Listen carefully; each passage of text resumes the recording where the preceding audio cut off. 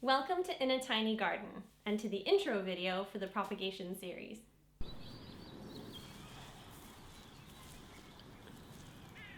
In this video, I'll be giving you just a brief overview of the plants I'll be growing this year. In the subsequent videos, we'll really get started, and I'll show you exactly how and when I'm pricking out, potting on, and planting out. This series will be a bit like a diary of my weekly propagation, which is a little daunting for me, but I really hope it will inspire you or help you grow your own in whatever space you have. Now everyone will have a slightly different setup, so I'm just showing you mine and what I do based on several years of growing experience in a tiny garden space and a few years growing on the allotment. Less importantly, it's also based on my completion of a certificate in the principles of plant growth, propagation, and development. But this is nothing in comparison to the years of personal experience experimenting in a growing space I've come to know so well. There's still a long way to go, and you never really stop learning in the garden. There's always new varieties to try, and the weather's increasingly throwing surprises at us. I do push the limits sometimes. For example, I have an inability to let go of a seed packet, leaving a few precious but very old seeds inside just in case. Some of which might not germinate when I try to sow them years later, depending on the variety. But overall, most fresh seed packets last much longer than the expiry date printed on the back. Although parsnips, onions, and carrots are an exception, as they lose their viability much more quickly, others, like tomatoes or brassicas, can last for several years. So never throw those old seeds away. First test to see if they'll germinate. I want to take you along on this year's growing journey in a way that I hope will inspire you to grow something new from seed in a sustainable and organic way, even if it's just one plant. I will ensure I've got clear timestamps below each weekly propagation video so you can choose what plants to watch each week if you don't want to watch them all. Now there's no way I could film every single time I water a seedling or check to see if the compost is dry. And it wouldn't help either, as everyone's indoor and outdoor climate will be different, so compost will dry out at different rates. It also depends on what sort of container you're growing them in.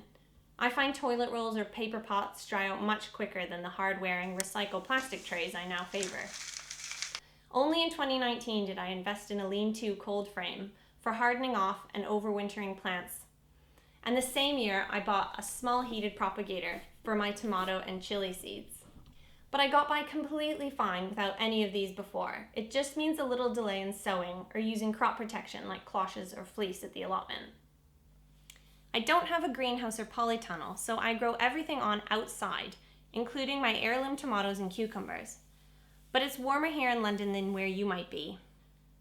Most importantly, what everyone needs for starting off seeds indoors is access to a sunny, ideally south-facing, windowsill, unless you invest in a full-spectrum grow light. The tiny garden and allotment beds have already been mulched in a few centimeters of organic matter, aka well-rotted manure and homemade compost, which is the most important step to get my no-dig beds ready for the growing year ahead. I also have a bag of peat-free multi-purpose potting compost ready for smaller containers on the patio and for the seeds we're about to sow in the next video. This is a rough list of the stalwarts I sow or plant every year, and will endeavor to plant this year as well. There will also be quite a few different flowers and herbs from seed, and I will be experimenting with new varieties as I go along. So here's the list.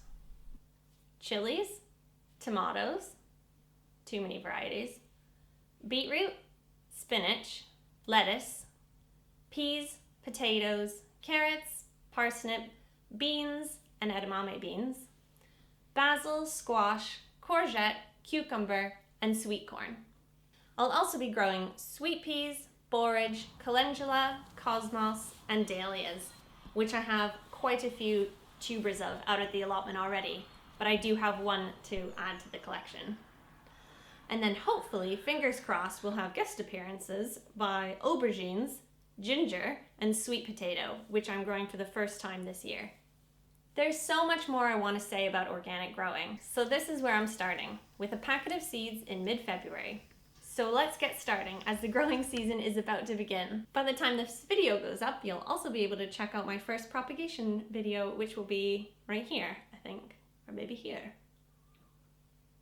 Hope you enjoyed!